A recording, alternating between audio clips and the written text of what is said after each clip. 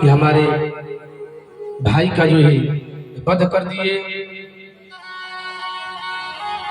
उसके बाद हिरण्याक्ष प्रतीक्षारत अहर्निश रहने लगा कि हम जब भी मिलेंगे तो हम अपने भाई का वध का उनसे बदला लेंगे। आगे ब्रह्मा जी सृष्टि किए। सृष्टि में अनेक प्रकार की सृष्टि किए।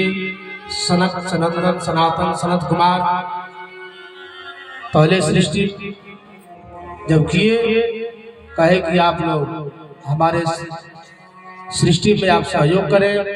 सनक, सनंदन, सनातन, सनत कुमार कहे कि हमको इस सृष्टि से कोई मतलब नहीं है, हम भजन करेंगे। और आगे चल करके ब्रह्मा जी के एक पुत्र हुए करदम। करदम जी भी कहे कि हमको सृष्टि से कोई मतलब नहीं है। जो करदम का मतलब है कि अपने इंद्रियों को जिसने दमन कर दिया हो, जो अपने इंद्रियों को दमन कर दिया हो वही करदम है। करदम जी कहे कि हमको कोई विवाह से कोई मतलब नहीं है, हम विवाह नहीं करेंगे। विवाह करने में बहुत कठिनाई है। विवाह करेंगे, बाल बच्चे होंगे, जो 2-4 माला जप करते हैं वो भी नहीं होगा। करदम जी जाकर के तपस्या करने लगे। बहुत समय में तपस्या किए। तपस्या करते करते उनका चौथापन हो गया। पूरा जर्जरा अवस्था, चाप जो है चारों तरफ का झूल गया। उसके बाद उनके मन में विचार आया कि हम भी विवाह करें। करदम जी चौथे पन में उनके मन में विचार आया कि हम भी विवाह कर लें। विवाह करके हम भी अपने पत्नी के साथ, बाल बच्चों के साथ रहें। अब करदम जी संकल्प किए। संकल्प लेकर के कि हम जा रहे हैं, तपस्या करेंगे, तपस्या करके भगवान को प्रसन्न करेंगे और भगवान प्रसन्न हो जाएंगे तो हमारा विवाह होगा। जैसे इसी तरह से कई तरह के जो ऋषि हैं, जैसे सौभर ऋषि भी थे। सौभर ऋषि जल में तपस्या करते थे, अपने शक्ति का दुरुपयोग वो भी किए थे, तपस्या का दुरुपयोग वो भी किए थे। सौभर ऋषि जल में तपस्या कर रहे थे और जल में मछलियों को जो क्रीड़ा करते हुए देखे तो उनके मन में विकार उत्पन्न हुआ। जैसे कहा गया है कि शरीर यानी शरीर को बिगड़ने का 3 ही मूल कारण है। आंख से देख करके आदमी के मन में विकृति होता है, कान से सुन करके मन में विकृति होता है, और जो आदमी अपशब्द बोलता है तो भी मन में विकृति उत्पन्न होता है। जैसे इसीलिए गांधी जी के 3 बंदर, बुरा मत देखो, बुरा मत सुनो और बुरा मत बोलो। तो सौभर ऋषि भी जर्जरावस्था में मानधाता के वहां आए थे। मानधाता के 50 पुत्री, जो मानधाता चक्रवर्ती सम्राट, उनके वहां आए और मानधाता जी सिंहासन छोड़कर खड़े हो गए। कहे कि महाराज पधारिए, क्या सेवा करें। सौभर ऋषि कहे महाराज हम सेवा कराने के लिए नहीं आए हैं, हम विवाह करने के लिए आए हैं। मानधाता जी कहे हमारी पुत्री का स्वयंवर होने वाला है, यदि आप आदेश करें तो आपका विवाह कहीं करवा देंगे।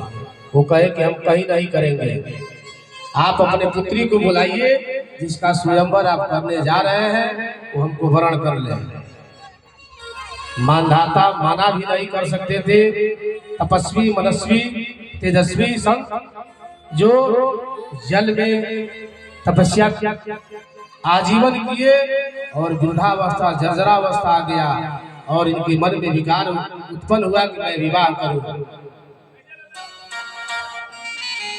तो मानधाता जी कहे जाइए अंतःपुर में अगर हमारी पुत्रियां आपको वरण कर लेगी तो हमको कोई आपत्ति नहीं है।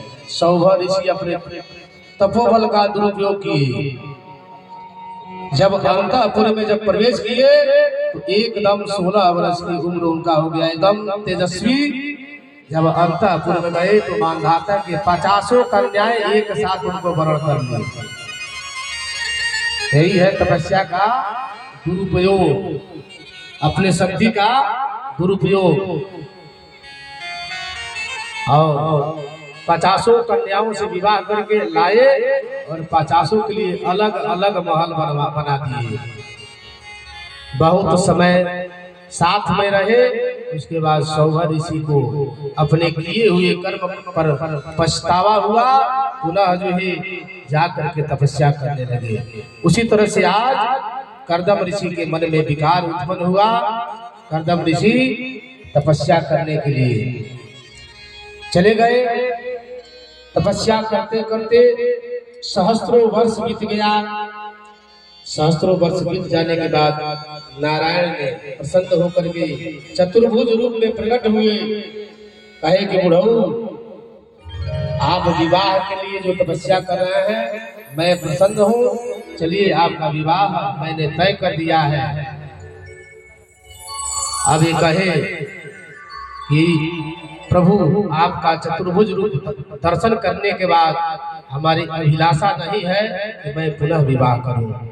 लेकिन भगवान ने कहा नहीं, जब आपने विवाह के लिए संकल्प करके तपस्या किए हैं तो आपको तो विवाह करना ही पड़ेगा। और भगवान ने कहा मैं आपका विवाह तय कर दिया हूँ। स्वयंभू मनु की 3 पुत्री हैं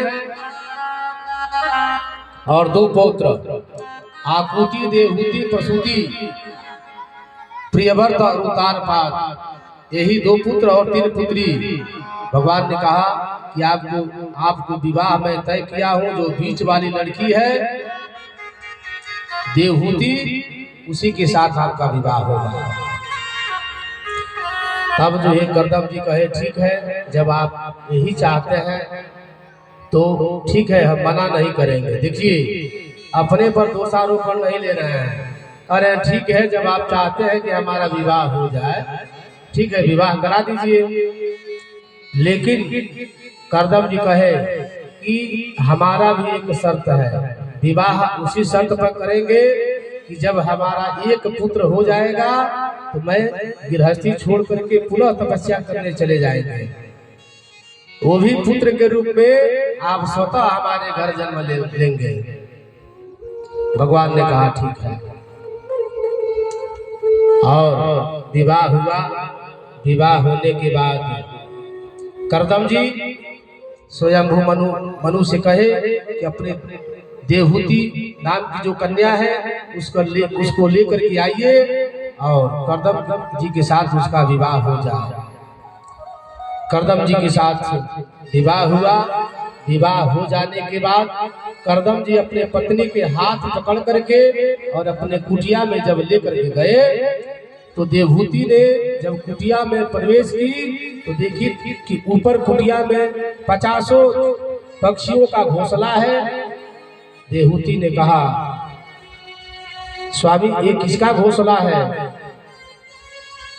कर्दम जी ने कहा ये हमारी कुटिया है, लेकिन इसमें पक्षियां अपना ही कुटी मान करके रहती हैं। जब नीचे की तरफ जब देखी तो कहीं बिल में सांप, कहीं बिल में मेढक, कहीं सर्प, कहीं कि अरे ये सब इसी में रहते हैं। कर्दम जी कहे कि हाँ ये भी अपना ही घर समझते हैं। और पूछी कि आप कहाँ रहते हैं? तो कहे कि हम जो बगल में 1.5 फुट का जमीन है, जगह बचा हुआ है, उसी में हम रहते हैं। देवहूति इतना सुन करके उसकी आंख से आंसू गिरने लगा।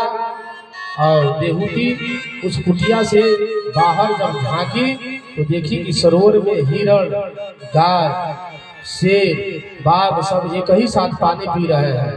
उनकी तपोचर्या के प्रभाव से वहां के जीव जंतु भी हिंसा करना छोड़ दिए थे। और करदम जी जाकर के कहे कि थोड़ा हम पूजा करके आ रहे हैं, और जाकर के बैठे समाधि में। उनका समाधि जम गया और एक ही बैठे 40 वर्ष तक जो है समाधिस्थ रह गए करदम जी।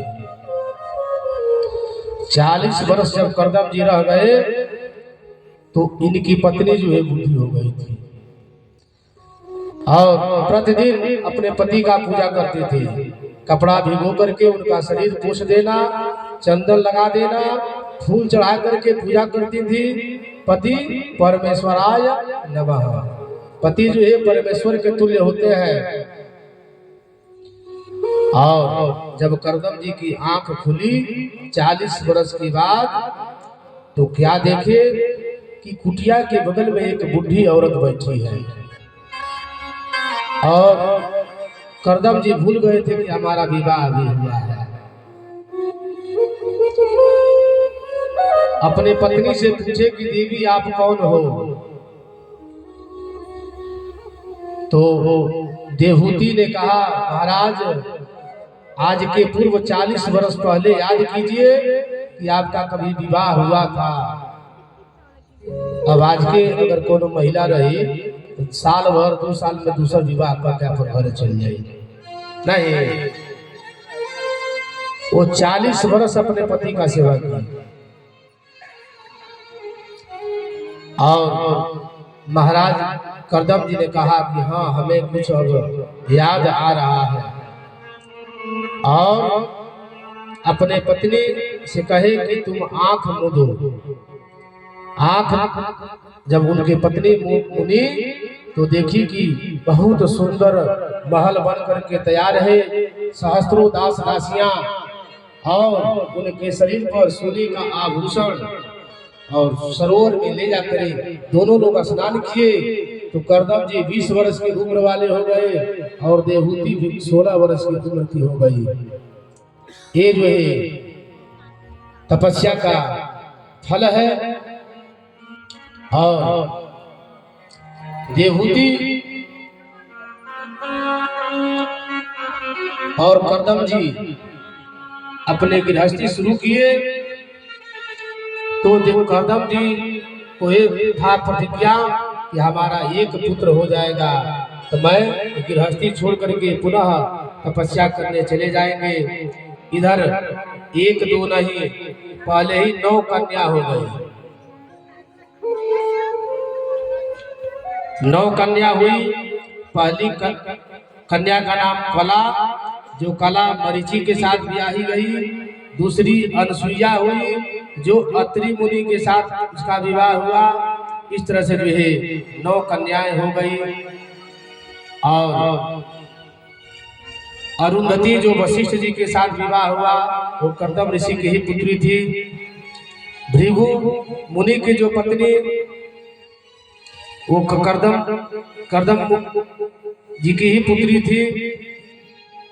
और करदम जी मन में विचार कर रहे हैं कि हमने तो नारायण से कहा था कि आप पुत्र रूप में हमारे घर आइएगा, और पुत्र जब हमारे घर हो जाएगा तो हम अपना गृहस्थी छोड़ देंगे। और 9 कन्या के बाद महाराज कपिल जी का जो है प्राकट्य हो गया। एक बार बोलिए कपिल महाराज की जय हो। कपिल जी ही सांख्य दर्शन के जो है प्रचेता हुए, वही जो है सांख्य दर्शन के प्रचेता हुए। शास्त्र कहता है कि जब कपिल मुनि का जन्म हुआ, पहले 9 कन्याएं हुई। कपिल जी दर्शन अपने पुत्र के किए, और दर्शन करने के बाद अपने पुत्र कपिल को भगवान जानते थे कि यही भगवान के ही अवतार है। प्रणाम किए और प्रणाम करके वन की तरफ चले गए।